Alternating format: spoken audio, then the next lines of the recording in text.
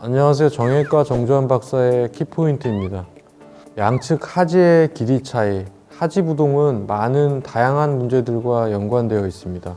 오늘은 다리뼈의 길이 차이와 발의 높이 차이를 포함해서 이 해부학적인 길이 차이에 대해서 설명을 해드리겠습니다. 하지부동은 작게는 다리 길이의 차이가 2cm 미만으로 미미한 경우, 눈으로는 별로 차이가 보이지 않고 골반에서 느껴지는 골반 경사나 골반 뒤틀림이라는 문제들로 느껴지는 경우가 있고요.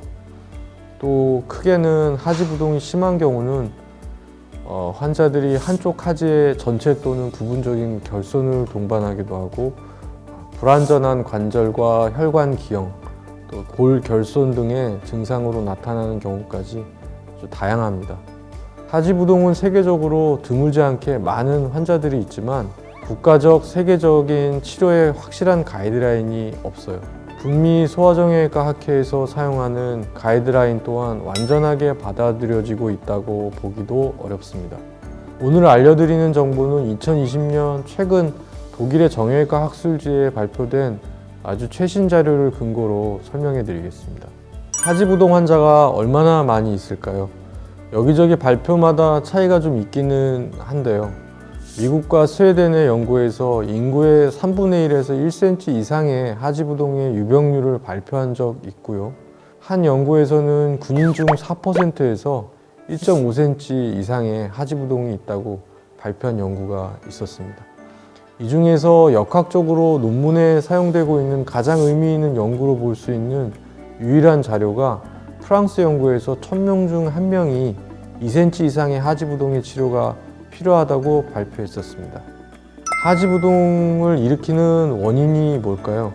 해부학적 하지부동은 선천적, 후천적 원인으로 나누어서, 선천적으로는 성장기, 성장판의 문제로 특별한 이유 없이 한쪽의 성장이 느린 경우, 후천적으로는 외상, 염증 등에 의해서 골 손실이 생기는 경우가 있습니다. 이같이 하지부동의 대부분의 경우 한쪽의 성장이 짧아지는 경우를 말합니다. 한쪽이 정상측보다 길어지는 문제들이 사실 극히 드물고 특수한 유전적인 질환이나 컨디션과 연관되어 있고, 이러한 문제들은 추후 다른 영상에서 자세히 한번 다뤄보도록 하겠습니다. 이 원인 말고 하지부동을 일으킬 수 있는 위험인자는 무엇이 있을까요? 장기간 허리와 고관절, 무릎의 문제나 근육의 문제로 통증을 유발하는 비대칭의 문제들이 원인이 될 수 있습니다. 하지부동이 있는 환자가 양측의 동시에 체중을 똑같이 부하하고 선다면 골반이 다리가 짧은 쪽으로 기울죠. 이때 다리가 짧은 쪽의 골반의 대퇴골두가 불편해지고 척추가 기울게 됩니다. 성장기에 있는 아이들 중에 하지부동이 있는 경우 고관절 이형성증, 즉 고관절에 좋은 모양을 만들어주는 성장 과정이 잘못되면서 영향을 줄 수 있고, 이러한 문제로 고관절 이형성증과 척추 측만증을 더 조장할 수 있죠. 하지만 우리가 하루에 얼마 동안 양측의 체중을 똑같이 주고 서 있는지에 대한 정확한 데이터는 현재까지 없고요.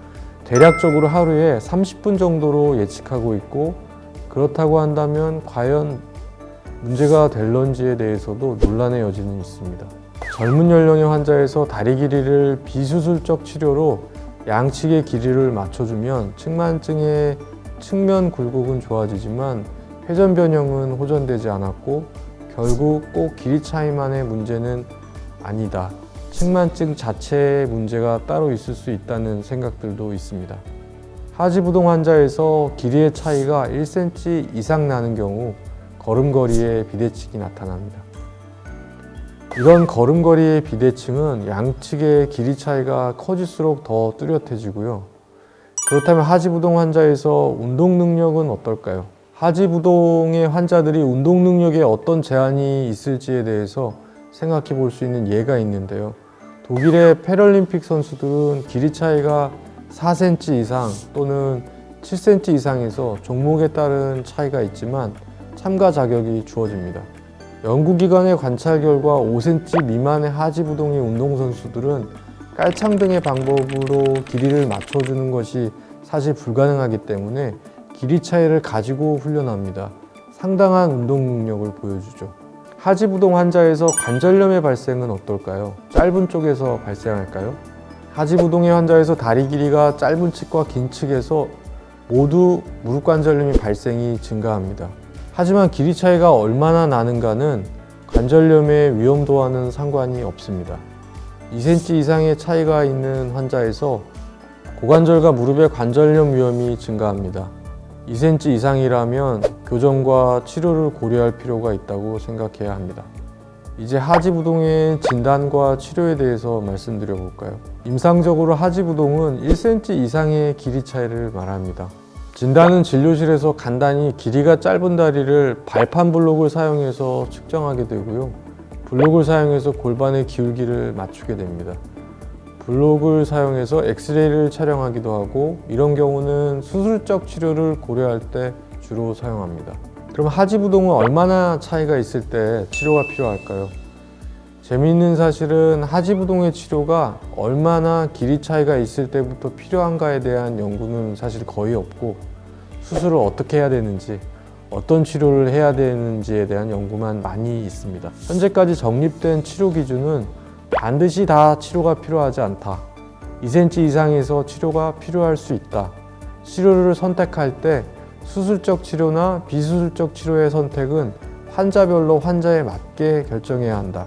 성장 기간 동안의 하지부동은 잠시 동안의 문제로 보고 경과를 관찰해야 한다. 치료의 결정은 성장이 끝난 후에 해야 한다. 성장판 조기 유압의 원인으로 하지부동이 발생한 경우 자녀 성장을 예측해서 치료 방침을 결정하게 됩니다. 그럼 하지부동의 치료를 비수술 치료와 수술적 치료로 나누어 생각해 볼 때 비수술적 치료에 대해서 먼저 설명해 볼까요?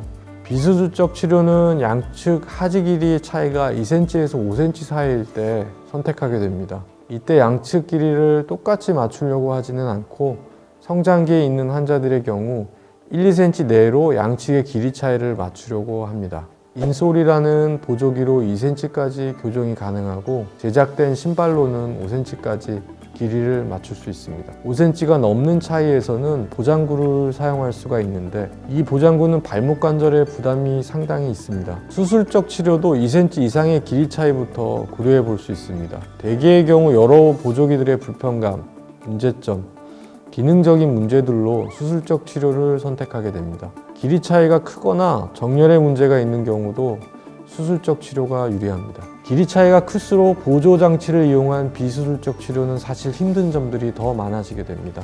위에 그 비수술적 방법들을 수술적 치료를 결정하기 전에 해볼 수 있는 치료들로 중간 단계 치료를 이해하시면 좋을 것 같습니다.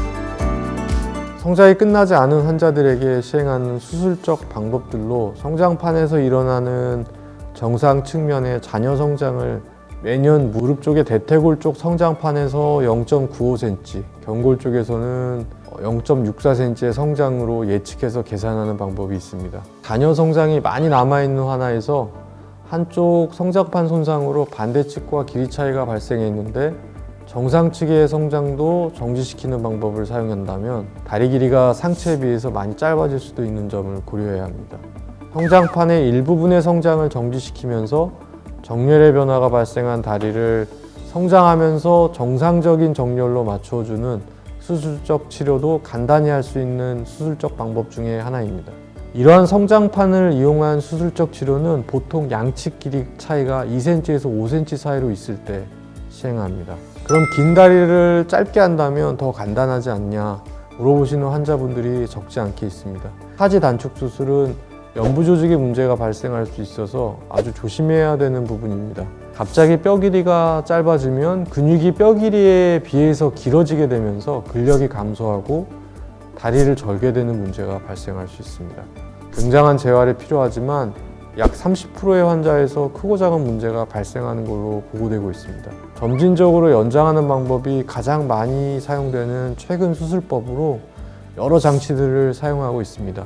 내고정만 사용하거나 외고정과 내고정을 같이 사용하거나 프리사이즈나 스트라이더와 같은 내고정만 사용하는 방법까지 다양한 수술 방법들이 있고 좋은 결과들이 나오고 있죠. 연부 조직의 저항을 줄여줄 수 있고 허벅지에서 8cm, 종아리에서 5cm 이상의 길이 연장이 가능해졌기 때문입니다.